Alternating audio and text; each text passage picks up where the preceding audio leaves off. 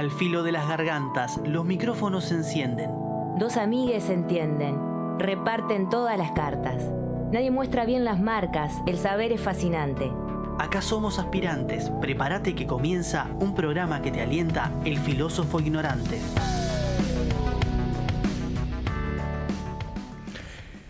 ...21 grados en Montevideo, 9 minutos pasan de las 17 horas y es un buen momento para empezar el programa número 26 de la sexta temporada del Filósofo Ignorante. Dieguito, ¿cómo estás? ¿Qué haces, Marce? ¿Todo bien? Como dijo el tango, al menos en cuestiones de micrófono, mano a mano hemos quedado. Sí, totalmente. El día de hoy se trata de eso, si bien tenemos por allí a Sofía en el control de las imágenes y a Gabriela. Bueno, hoy toca hablar mano a mano porque hoy no hemos invitado a nadie. Nos hemos cansado de invitar gente. Sí, porque ya está cerca de diciembre, ¿viste? La gente ya está pensando en el budín. Sí, no quiere venir. Dulce. No quieren venir. Si no les ofreces un budín, un pan dulce y una sidra, todo no te eso, vienen. Todo eso. Todo. Y un turrón. No se puede. Y un lechón. ¿Sabés qué venía pensando, Diego, mientras esquivaba la pelusa de los árboles que parece nunca terminar? Venía pensando en todo lo que, en estos tiempos violentos y en todo lo que se le exige a la educación en cualquier plano. Cuando digo cualquier plano, no sé si notaste que, por ejemplo, hay cuestiones ligadas a cómo maneja la gente y siniestros en el tránsito. Educación vial tendría que estar en la escuela, teníamos que aprenderlo en primera escuela. Después cuando, no sé, cuando a la gente le dan estos préstamos horribles o hay 1 millón de personas en el clearing, no sé, tipo de cosas. Educación financiera, la gente precisa de educación financiera, tenemos que ponerlo a la escuela. Educación sexual, todo, parece que todo se lo encargamos a la escuela. ¿Qué te parece eso a vos? Y bueno, es un poco y un poco, ¿no? Uh-huh. O sea, de estas situaciones, no es por ponerme en Corea del Centro, pero Qué expresión que me gusta la de Corea del Centro. Me encanta. Me encanta porque sobre todo para un friki de la geografía me encantaría que existiera. Claro.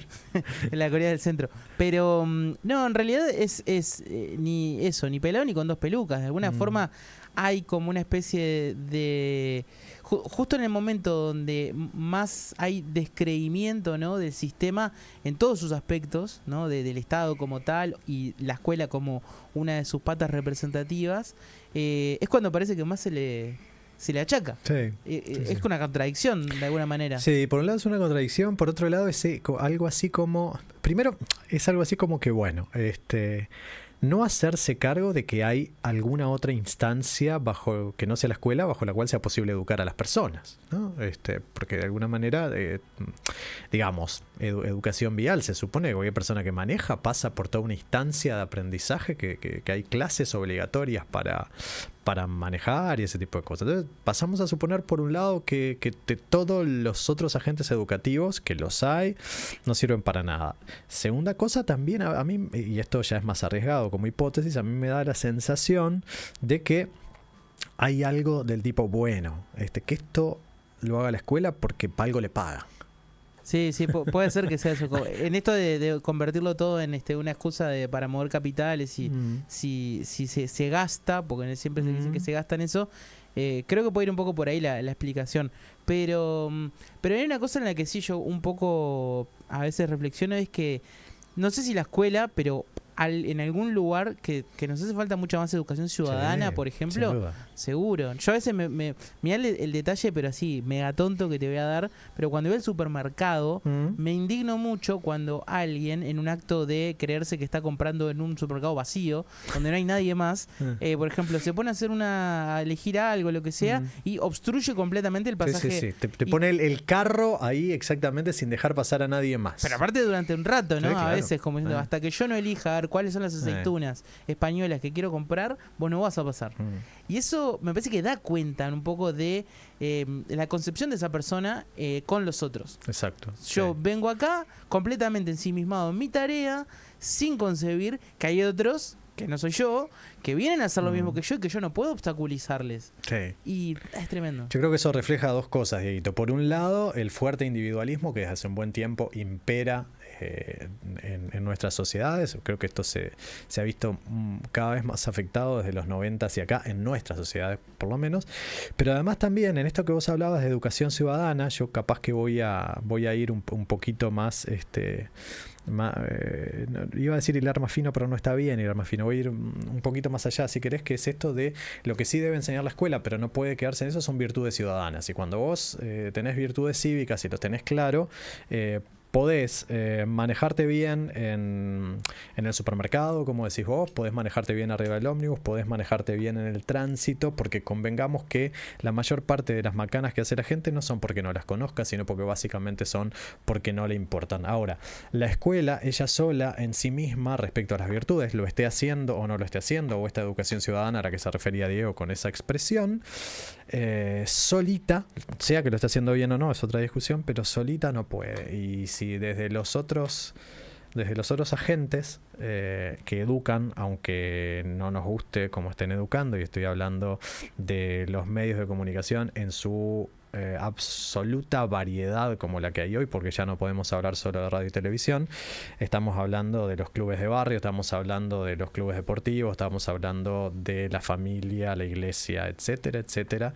Bueno, si no hay un esfuerzo mancomunado, a Diego le van a seguir trancando el camino del supermercado. El tránsito va a seguir estando como está, la gente, digamos, manejando y usando el teléfono celular, y van a haber episodios violentos, aunque de densidad menor todos los días, pero hoy queremos hablar de otro tipo de violencia. Arrancamos el programa, ¿te parece, Dieguito? Patricia Pujol Echeverría, de La Teja al mundo, del mundo a esta radio. Inquieta e incómoda, entre la comunicación y el campo de juego. Si es helado, que sea de limón. Marcelo Fernández Pavlovich. Dicen que llegó a ser doctor, pero no hace recetas ni diagnostica otra cosa que enfermedades sociales. Le gusta el dulce de leche, pero no aplica y no se saca la camiseta del San Pauli ni en las elecciones de horas.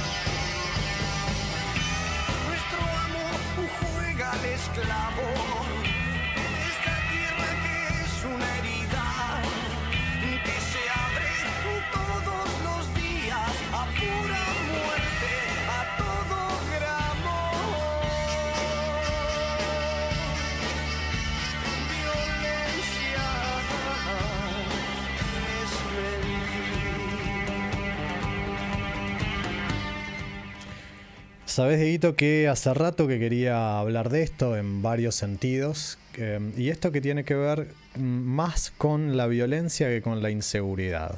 Si yo te preguntara si Uruguay es un país inseguro, ¿vos qué decís? Yo diría que no. Uh-huh. Yo diría que no. Eso en función de comparaciones. Y bueno, porque es imposible no hacerlo, primero ¿no? Tendríamos que discutir qué es la seguridad, ¿no? Y qué es la inseguridad. Pero para no entrar en eso, digamos, para ir como más al sentido común que cualquiera entendería por seguridad, Y yo diría que no, y sí, que claramente es en un comparado con otros. Claro, yo creo que cuando te hacen esa pregunta es imposible.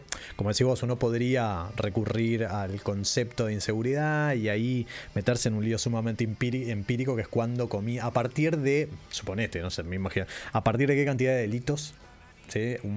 Una ciudad se considera insegura o un país se considera inseguro, etcétera. Bueno, y es muy complicado, pero cuando al ciudadano común, como sos vos y como soy yo, nos preguntan ese tipo de cosas, no podemos sino comparar, ¿no? Entonces me parece que podemos establecer básicamente dos comparaciones, o comparamos con la región, si querés, o con otras partes del mundo, o comparamos con el pasado. Son las dos herramientas que tenemos. Comparar con el futuro no podemos.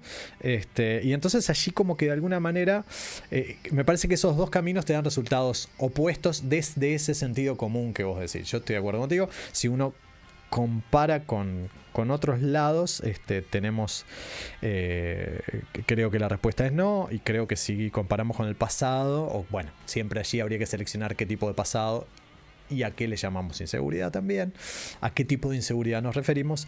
Me parece que ahí capaz que la inseguridad cala un poquito más. Ahora, más allá de la pregunta por la inseguridad, si yo te preguntara si somos un país violento.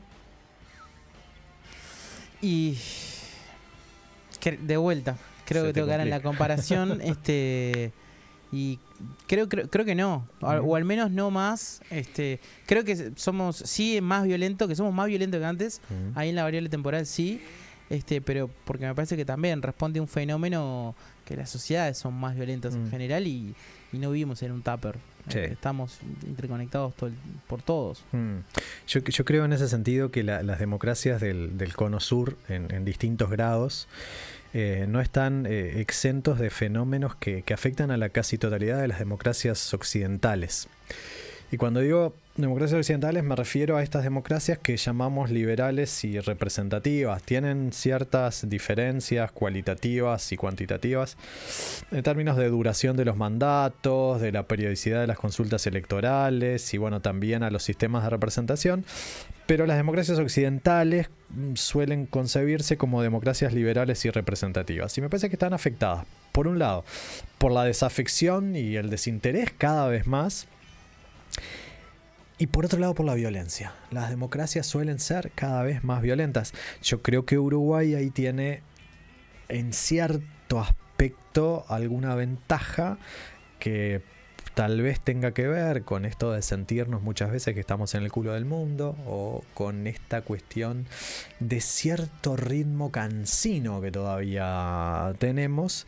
Y me parece que todavía, en términos de desafección, y en desafección me estoy refiriendo a, por ejemplo, la cantidad de gente que va a votar, y si nos comparamos con nuestros vecinos de acá enfrente nomás, tenemos una diferencia favorable. El desinterés, con el desinterés pasa lo mismo, y creo que con la violencia tal vez también, pero sin embargo la violencia se ha incrementado en casi todos los ámbitos de nuestra vida cotidiana. Y ojo, no me estoy refiriendo en este caso a la violencia simbólica, me estoy refiriendo específicamente a la violencia expresa, a la violencia física y aquella que se descarga directamente en contra nuestra como ciudadanos, como personas. Y te voy a poner tres ejemplos. Que claro, posiblemente del otro lado se me dirá que justo elijo ejemplos extremos, pero me parece que se trata de eso porque también a la interna de nuestra sociedad hay distintos grados de inseguridad y distintos grados de violencia. Hoy, antes de entrar al estudio, hablábamos, Diego, respecto a los barrios, ¿no? Y a las diferencias en esos barrios y cómo la territorialidad se está hoy está representando directamente clases sociales y distintas formas de relacionarnos. Y en ese sentido, estos tres ejemplos, insisto, intentan por lo menos mostrar casos de la vida cotidiana, posiblemente no de todas las personas, pero que nos tocan de algún lado o de otro lado. Y me parece que la idea de partir de estos tres ejemplos tiene que ver con intentar responder o intentar poder pensar la pregunta de si vivimos democracias violentas o si estamos viviendo violencia en democracia, que no es la misma cosa. Milagros y Jimena eran dos mujeres que en un estado que no debió ser otro que la desesperación y la angustia, buscaron ayuda a través de los canales habituales e institucionales que deberían funcionar para ellos. Se presentaron ante su mutualista pidiendo ayuda psiquiátrica, porque ambas estaban anunciando de un modo más o menos explícito que se querían quitar la vida. Por las dudas aviso que los casos de Milagros y Jimena son casos reales de hace relativamente poco tiempo. Ambas esperaron largas horas en las mutualistas. El especialista en dicha disciplina nunca llegó a atenderlas. Quiero recordar que en nuestro país los especialistas tienen 2 horas para llegar a la emergencia a atender, sea desde un cardiólogo hasta un psiquiatra. El resultado es que ambas se suicidaron. Una de ellas, víctima de una violación en manada cuando casi era una niña, lo hizo en la propia institución mutual. Se cansó de esperar, fue al baño, se suicidó. La otra se cansó de esperar y se fue. Su cuerpo fue encontrado unos días después en las aguas de las playas de Piriápolis. Estos casos podrían ser aislados si no fuera porque el suicidio es una especie de epidemia que nos azota cada vez con más fuerza. Caso 2, y este tal vez sea el más obvio de todos. Nuestros paseos por Montevideo tienen un paisaje cada vez más uniforme, y esto creo que a partir de la pandemia se vio con mayor crudeza. No es necesario que caminemos por el centro, aunque tal vez aquí en esta zona el número crezca, para observar ciudadanos cuyo símil hogar sean rincones de algún tipo de protección en las veredas que nos circundan. Un paisaje violento y que nos violenta. La gente en situación de calle está viviendo situaciones de violencia, pero que también abren desde lo sanitario, desde la situación relacionada con la basura, y también desde determinados hábitos y costumbres, abren grados de violencia hacia las personas que rodeamos su vida. Y también a nivel psicológico hace que nos preguntemos si nosotros no podríamos estar ocupando ese lugar en algún momento. Además de este segundo ejemplo, ¿no? Tenemos el caso de Milagros y Jimena, la gente en situación de calle, no tenemos violencia clara. Hay una uniformidades aún peores que no se han generalizado todavía en nuestra ciudad capital, pero que vemos cada vez más seguido. En el correr de una mañana puede acontecer que niños y niñas de una escuela tropiecen con vainas de balas de fuego, luego de una noche agitada en el barrio.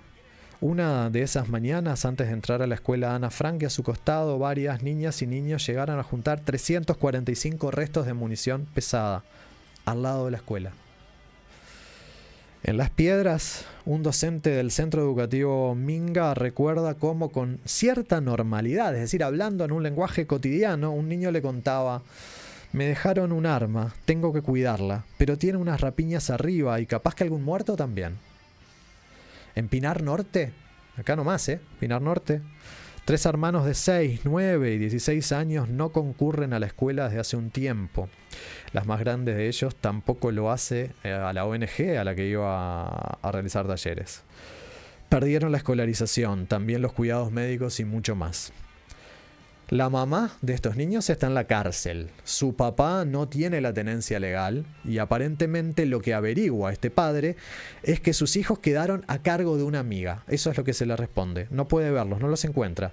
La abuela, en visitas a la mamá de los niños, o sea, visitas a la cárcel, descubre que esa no es la situación real. Los niños no están a cargo de ninguna amiga. Los niños están viviendo en una boca de pasta base, rodeados por personas extrañas, y son la garantía de que esa mamá no vaya a abrir la boca y decir nada que ponga en riesgo a los cuidadores momentáneos de sus hijos. La violencia contra niños, niñas y adolescentes se ha incrementado sensiblemente después de la pandemia. Al menos 46 menores de 15 años fueron baleados en el último año 2 meses, perdón. Nadie lleva la cuenta de este otro registro. aquellos niños y niñas que presencian balazos, otras violencias extremas contra sus familiares directos, otro clima y otro aire, opuestos a los que merecerían respirar cualquier niño o niña luego de decir de que ha atravesado esa etapa que se llama infancia. Estos 3 ejemplos violentos, las vidas que se fueron de Milagros y Jimena, las personas en situación de calle, la violencia contra niños, niñas y adolescentes en determinados lugares de al menos nuestra ciudad capital, pero creo que se extiende a nuestro país, y esto está recogido en un informe que hicieron los periodistas Bremerman y Urbix para el Observador en el correr de este año. Son ejemplos de lo que está sucediendo hoy y en democracia. ¿Quiere decir esto que esto sucede porque estamos en democracia? Yo creo que no. No sé si en dictadura sucedería. Seguramente sucederían otras violencias. Claramente sucederían otras violencias. Pero esto sucede en democracia, cuando buena parte de nuestras democracias han cumplido 40 años ininterrumpidos como tal. Ahora, acá hay 3 indicadores, me parece bastante claros, que podemos notar en estos 3 ejemplos. Quiero decir, 3 características en común que tienen estos ejemplos. En todos los casos se vulnera la libertad si la entendemos como libertad, como no dominación, y de eso hablaré después de la tanda. En los 3 casos se muestran situaciones de una bestial desigualdad social y económica, y en los 3 casos estamos frente a algo que conversábamos con Diego hace un ratito en la introducción, que es ante la ausencia de virtudes cívicas y también de virtudes privadas. La cuestión es, o una pregunta que nos podemos hacer, es si estas 3 características, libertad, igualdad y virtudes, no deberían estar presentes en una democracia que quiera ser una democracia republicana. Eso es lo que vamos a intentar responder en la segunda parte de este programa. Pero para dividir una parte y otra está la tanda, y a la tanda nos vamos a ir con una canción de Traidores que de alguna manera habla de esas cosas que pasan ahí donde está esa violencia que describimos, esa violencia que es física, no la de las redes. La de las redes es violencia simbólica que a veces se traslada a las calles, pero es en la calle donde está esta violencia, y escuchamos a Traidores con una historia de la calle vivida de cerca, puerta por puerta, una historia sin gracia que habla de un hombre muerto, desaparecido o algo así.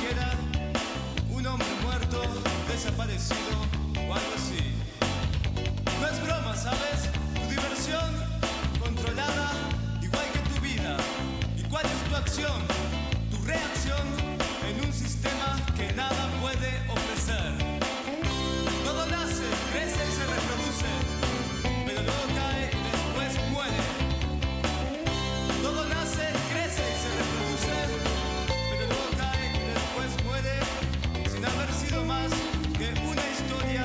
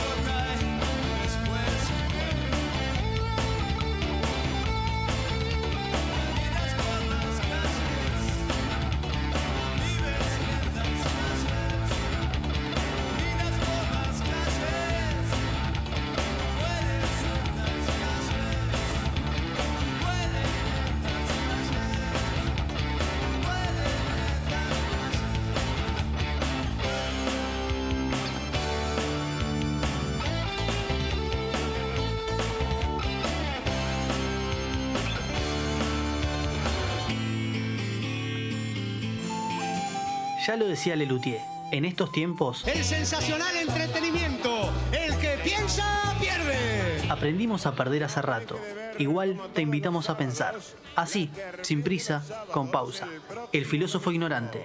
Que comience la función.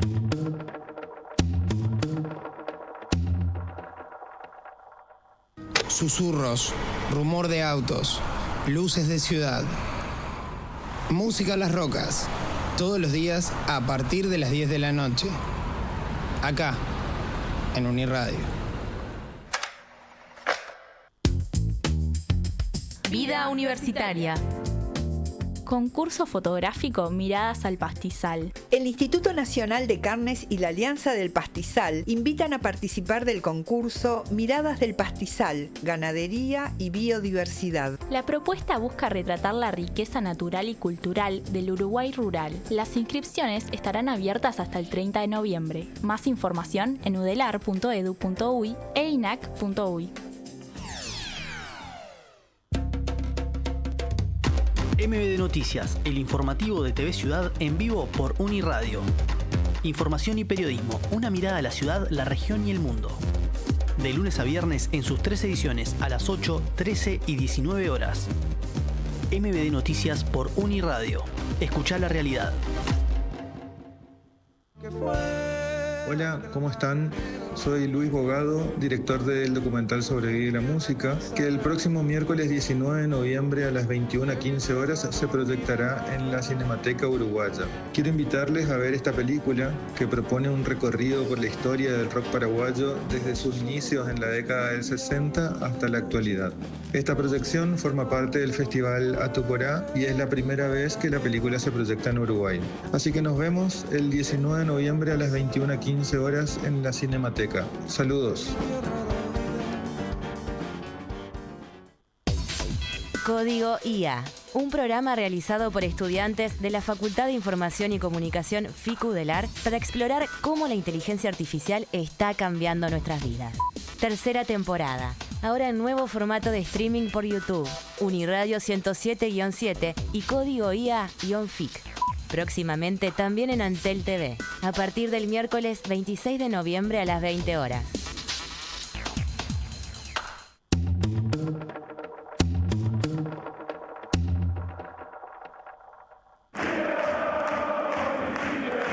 El filósofo ignorante no es una persona.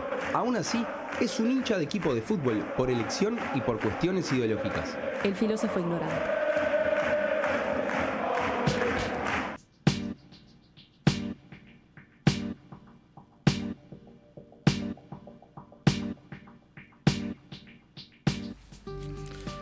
Seguimos en El Filósofo Ignorante, seguimos en este programa que hemos dado en llamar Violencia es Mentir. Seguimos hablando entonces de violencia en democracia o de una democracia violenta. Y yo mencionaba hoy que acá tenemos problemas. A ver, quiero antes explicar por qué violencia es mentir. Violencia es mentir no porque, y creo que la canción de Los Redondos tampoco lo hace, no es porque se quieran minimizar los actos de violencia diciendo que la violencia real solo sea mentir, sino que la mentira es una forma de violencia. Y de algún modo nuestra democracia ha ido abandonando o en sus propios principios ha dejado de lado su definición etimológica, que es el kratos en manos del demos, es decir, esto es el control político, a lo que algunos le llaman poder sobre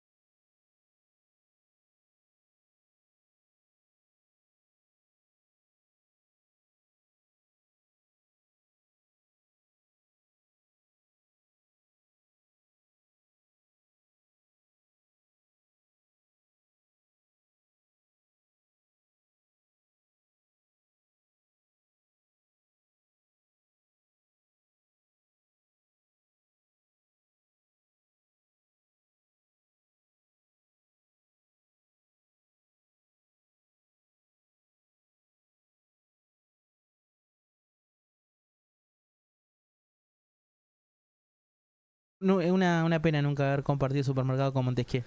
No, que efectivamente. Yo creo que tendría que haber un Montesquieu en cada supermercado, por lo menos hablando por los altoparlantes y explicando ese tipo de situaciones, e incluso denunciando al señor que carece de la virtud cívica suficiente porque no deja pasar en la parte de los fideos del supermercado.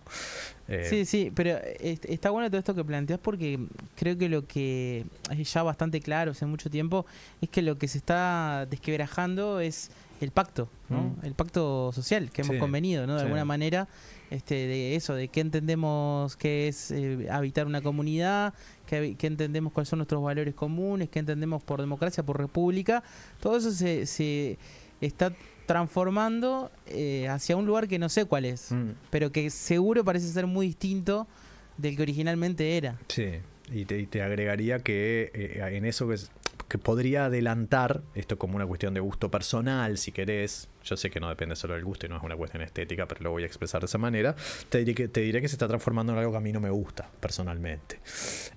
Y te diría que agrego dos cosas a esto que mencionabas vos, de cierta transformación, o por lo menos de cierta tergiversación, o si quiero ser aún más soft en mi adjetivación, diría en ausencia de discusión del significado del concepto, y estoy hablando de de dos valores que se supone que guían a nuestra democracia, que son la libertad y la igualdad. Digo esto porque de a poco hemos ido asumiendo, y me parece que el ejemplo más extremo de esto es el viva la libertad carajo de Milei. Yo creo que en rigor, si uno lo ve abstractamente, ese viva la libertad carajo es algo con el cual podríamos estar todos de acuerdo. ¿Quién no va a defender la libertad como tal? El asunto o el lío es a qué nos referimos cuando hablamos de libertad, ¿no? Porque desde una concepción que tenga cierta simetría con lo que es la tradición republicana, la libertad no consiste en hacer lo que me da la gana, punto. Es más, tampoco consiste exclusivamente en que nadie se meta en mi camino, ese camino que yo elegí.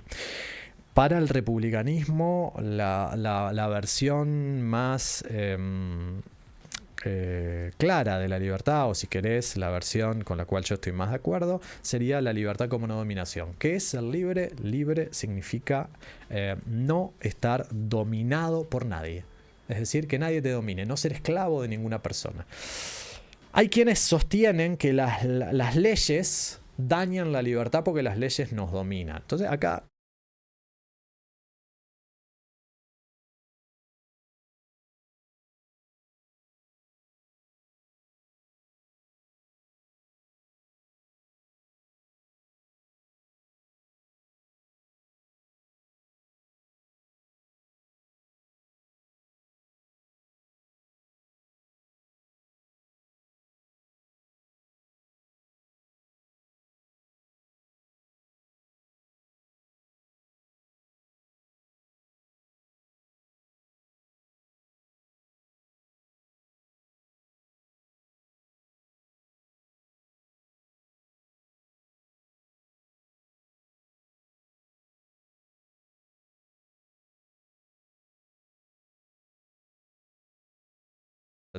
es indirecto, por supuesto, es decir, no somos nosotros, salvo en las instancias de referéndum que aprobamos o desaprobamos una ley, a las leyes le damos un consentimiento indirecto.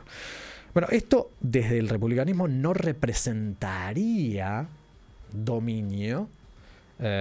¿Por qué? Porque el semáforo, cuando no te permite cruzar, lo que está haciendo es está protegiendo tu vida, porque sos el eslabón más débil, en el caso del peatón, ¿sí? O en el caso del auto, está restringiendo su pasaje para garantizar la vida del peatón. De alguna manera, las leyes en este diálogo entre fuertes y débiles tienden, si están bien formuladas, diría yo, a proteger al más débil. ¿Por qué? Porque justamente no hay igualdad entre el fuerte y el débil.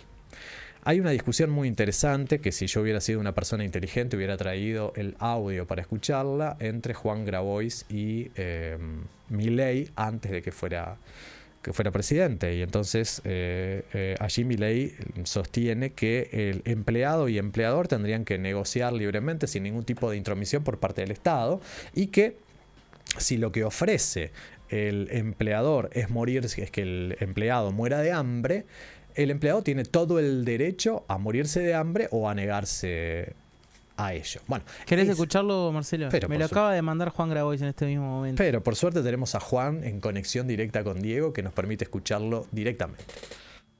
El planteo anarcocapitalista tiene una parte linda, que es la parte anárquica, digamos. Es la parte que me gusta. Es decir, una asociación libre de productores, ¿no?, es una maravilla como modelo social y sin monopolio de la fuerza. Porque es libre. El problema es cuando deja de ser libre. ¿Y cuándo deja de ser libre? Cuando hay alguien que tiene la posibilidad de imponerte bajo una fachada de libertad, una situación opresiva. Hacerte trabajar 14 horas por día. O sea, te pusieron la pistola en la cabeza obligándote a trabajar. No, porque hay otras formas ¿Eso es opresivo? Hay otras formas de coerción que no son la pistola en la cabeza. Y eso, digamos, el consentimiento no solamente se rompe frente a una situación de vida o muerte. Hay muchas cosas que llevan al ser humano a hacer cosas contra su libre voluntad. ¿Y entonces por qué las hace? Sí, entonces, digamos, o sea, ¿por qué va a ir en contra de sus propias preferencias? O sea, ¿quién soy yo para determinar que no es lo suficientemente capaz para saber qué es lo que quiere? Es que no es un problema de capacidad. Si vos tenés que elegir entre no comer y ser explotado durante 18 horas, o 14 horas, o 10 horas, yo elegiría ser explotado. Pero esa no es mi voluntad. No, bueno, ¿cómo que no? Y podés elegir que morirte si de querés hambre. morirte. Y claro, no, es que obvio. Yo no me quiero morir. Bueno, la libertad de morirse de hambre, la libertad que defienden ciertos liberales, no es la libertad del republicanismo, que justamente, como está defendiendo Grabois, no definiendo, sino defendiendo Grabois en esa discusión, esa es una situación de dominación y no de libertad. Cuando alguien lo que te ofrece es nada más que tu sustento y vos tenés que hacer cualquier cosa para sobrevivir, no estás en una situación de libertad, no importa si te están apuntando con un arma o no. De hecho, en los ejemplos que manejaba hoy en la introducción, Diego, cuando hablaba de la educación financiera que se le reclama a la gente porque agarra cualquier tipo de préstamo, yo no creo que la gente agarre cualquier tipo de préstamo solamente porque no sabe cuál es la tasa de interés y cómo se calcula, o porque los mínimos a pagar de la tarjeta desconoce que te acarrean deudas enormes. Yo creo que a veces toman esos préstamos porque si no, no pueden pagar la luz, o porque no tienen para comer, porque no tienen darle para comer a sus hijos. No es solo por falta de educación, porque en situaciones de desesperación haces cualquier cosa. Y en ese tren lo que no hay es libertad. Cuando la gente lo que tiene es una opción sola para poder seguir sobreviviendo, o dos, allí no hay libertad. Lo que hay es dominación. Entonces, estas situaciones que podemos ver, la situación de Milagros y Jimena, la situación de la gente en situación de calle, la situación de los niños y niñas que enfrentan la violencia a diario, están viendo privada su libertad como no dominación todos y cada uno de los días que han vivido y que están viviendo. Pero todas estas situaciones están atravesadas por una fuerte desigualdad, además. Y no estoy hablando de una desigualdad formal. Digamos que, primero, que cuando defendemos la igualdad formal, que sería algo así como la igualdad ante la ley, yo quiero decir que es mentira. Quiero decir que es mentira. Quiero decir que no que defender esa igualdad formal sea mentira. Estoy diciendo que no es real que seamos iguales ante la ley. Que si alguien tiene el suficiente poder, por ejemplo, los militares que han sido juzgados por sus crímenes en dictadura, han tenido el poder suficiente para contratar abogados y pagarles para que para que interpongan reclamos uno detrás del otro ante la Suprema Corte de Justicia para extender el juicio lo más posible. Y eso no lo puede hacer alguien que de repente recién salió de la prisión, o alguien que cometió un delito menor porque no tiene dinero. O sea que la desigualdad ante la ley también existe por cuestiones que no son formales, sino por cuestiones que son materiales, y la desigualdad socioeconómica es la de las más violentas porque afecta, entre otras cosas, el desigual acceso a la justicia, porque las penas suelen ser más severas cuando se atenta a la propiedad que cuando se atenta contra la vida, y de hecho existen penas más duras para quienes las cárceles, no, muchas veces no por su propia voluntad, tienen penas más duras que el que exportó toneladas de cocaína a Hamburgo, que ya hemos encontrado más barquitos con ese contenido en estos días. El problema es que la desigualdad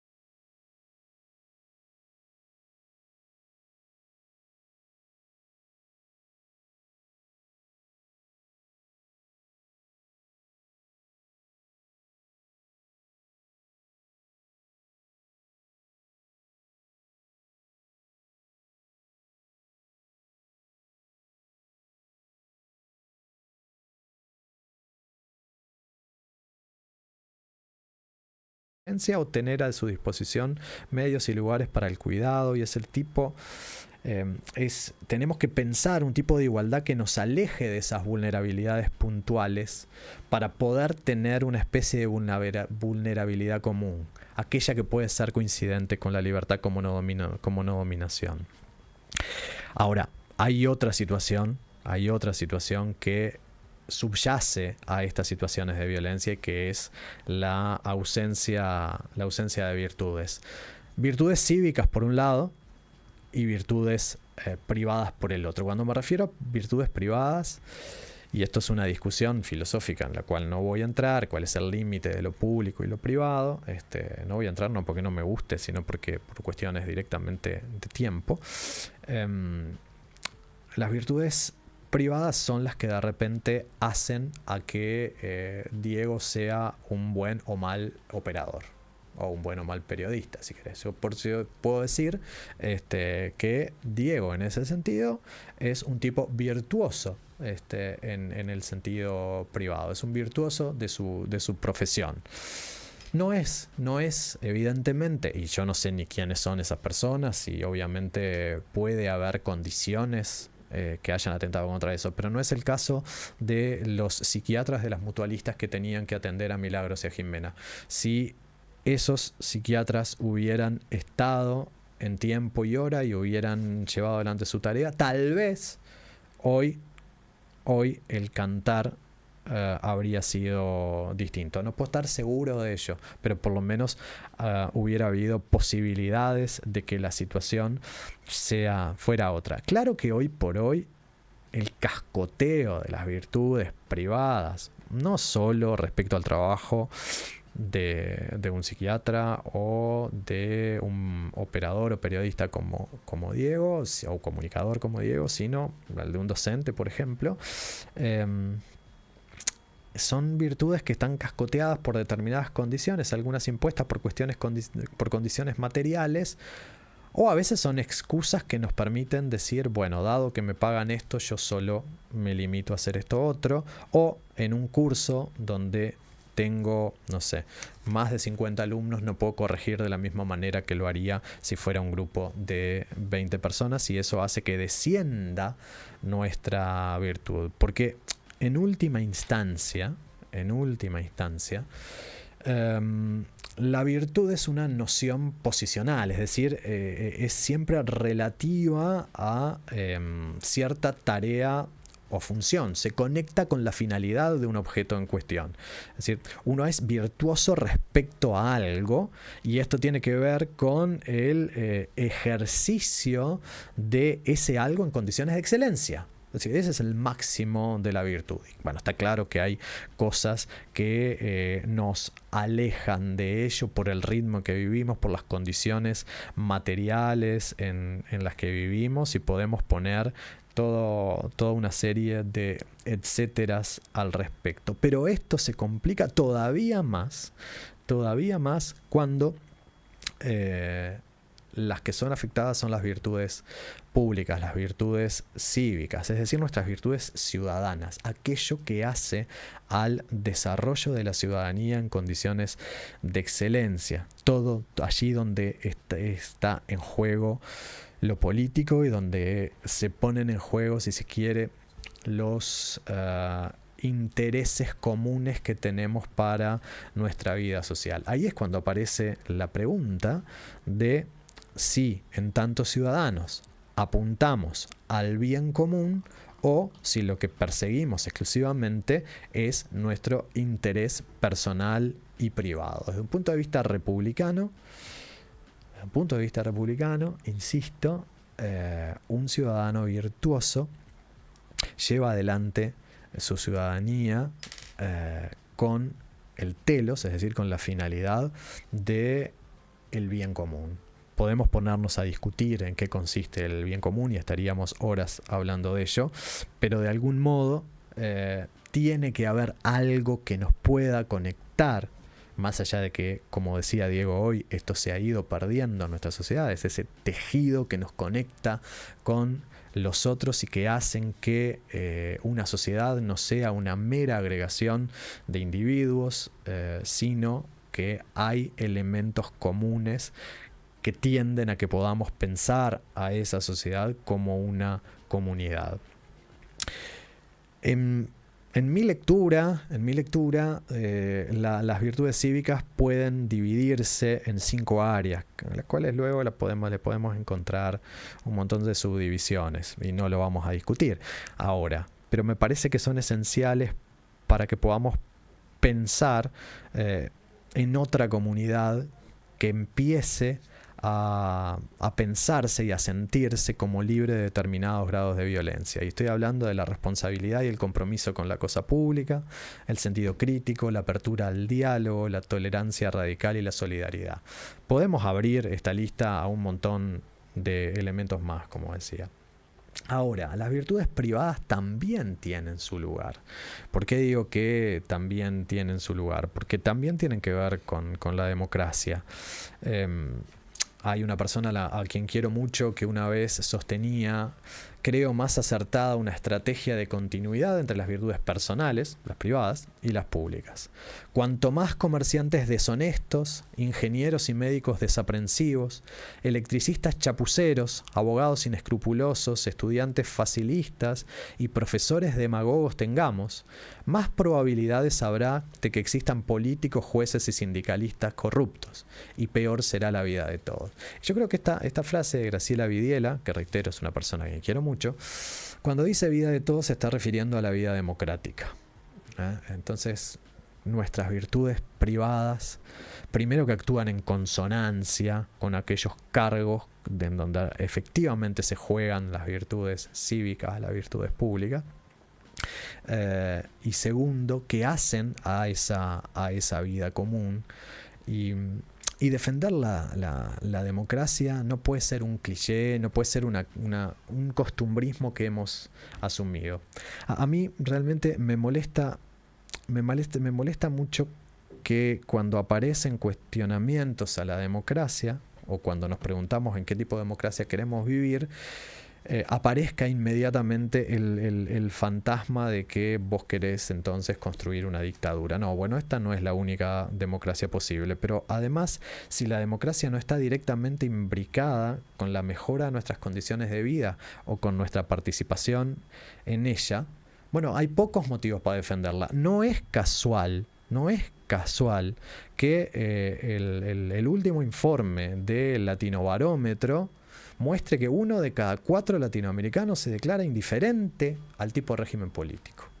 O sea, hay 1 de cada 4 latinoamericanos que perfectamente podría vivir en una dictadura. No es casual que la gente apoya a Bukele, que lo haya votado el 85% de la gente. Podemos poner allí sobre la mesa, sí, que se recortan las garantías, que hay muchos periodistas que no pueden ejercer su profesión en El Salvador, bla, bla, bla, bla, bla. Pero hay mucha gente que no tiene problema en apoyar a Bukele porque le mejoró una de las condiciones fundamentales de su vida. ¿Estoy diciendo que es necesario un Bukele para eso? No. Estoy diciendo que festejo lo que hace Bukele, de ningún modo. Estoy diciendo que la democracia también debe garantizar la libertad y la igualdad para conectarse directamente con nuestras vidas. Y parte de eso tiene que ver con, o colaboraría con, la eliminación de cierto tipo de violencia. Estas democracias que vivimos están atravesadas por la violencia, pero porque se ha alejado completamente de su sentido etimológico.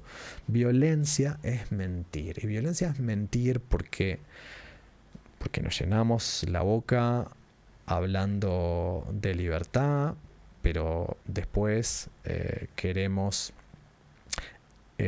eliminar del mapa y del escenario político a nuestro adversario diciendo zurdos van a correr, porque nos llenamos la boca hablando de la igualdad como si fuera solo una cuestión formal y sin querer tocar la bestial desigualdad que en términos relativos por primera vez en la historia, o por primera vez desde lo que se mide, es sumamente bestial en términos de que el 1% de la población tiene más que el 99% de la población restante, y lo que nos cuesta discutir, tocar a ese 1% es tremendo, y como ejemplo tenemos nuestro caso, el caso del 1% al 1%.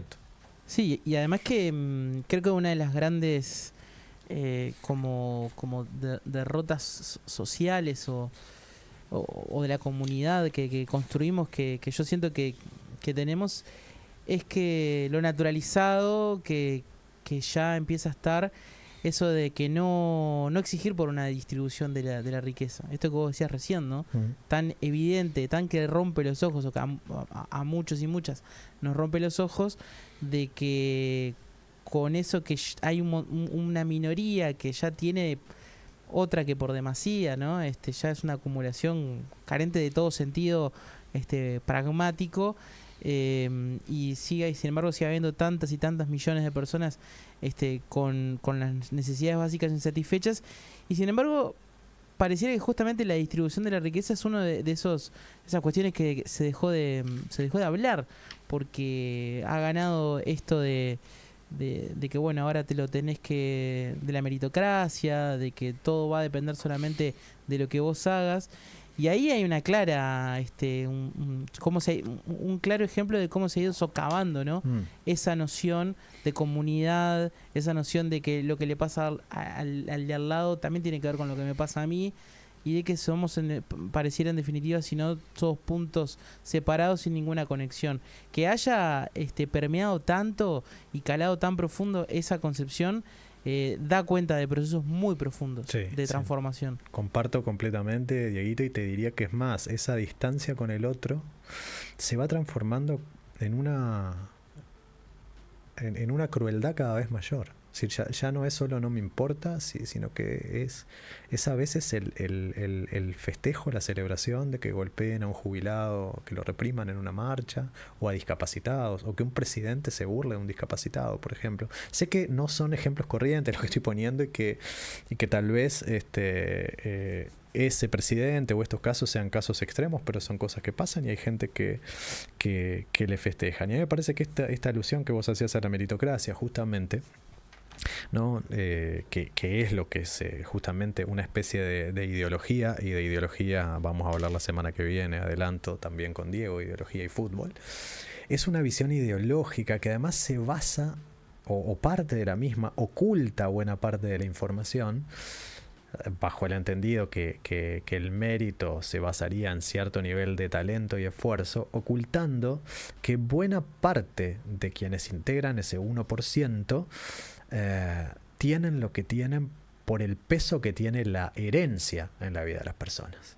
Es decir, ni Donald Trump, ni Jeff Bezos, ni Elon Musk hubieran llegado hasta donde están si el punto de partida hubiera sido el mismo que el de Diego, el de mío, el de Gabriela o el de Sofía.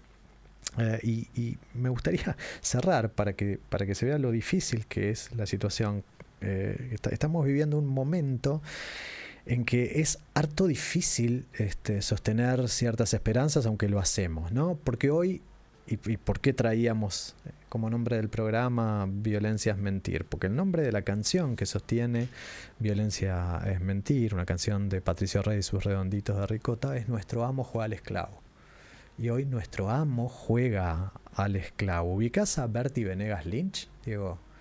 Sí, lamentablemente lo ubico. Bueno, entonces es un diputado argentino que es algo así como el profeta liberal para Milei en Argentina, y es el hijo de otro Venegas Lynch, que... Otra que casta, es así. No, claro, efectivamente, que es también un prócer de la libertad, que son los dueños de la universidad que le dieron el doctorado a Milei, que no lo tiene en realidad, tiene un doctorado, un honoris causa, ¿no? Que es maravilloso eso. Y Venegas Lynch, en determinado momento afirma que a los ricos los están masacrando. Cuando él se preguntaba retóricamente por qué hay que cobrarles impuestos a los ricos, él sostenía: a los ricos los están masacrando. Entonces, bueno, si nos creemos ese punto de partida, ahí tenemos una ciudadanía que no es virtuosa porque es capaz de tragarse cualquier pastilla. Igual la esperanza está, la esperanza queda, pero evidentemente la solución no pasa por esto que dicen los estómagos en esta canción, sino que va a pasar justamente por el contemplar ciertas virtudes, por defender la libertad y también la igualdad, porque la solución no es vivir de espaldas, la solución no es resignación, la solución no es salir a matar gente. Qué fácil es negar todo futuro, qué fácil es sentirse el centro del mundo. Se va el filósofo ignorante. Gracias, Dieguito, por este diálogo. Vamos arriba, estuvo espectacular. Los estómagos, la solución.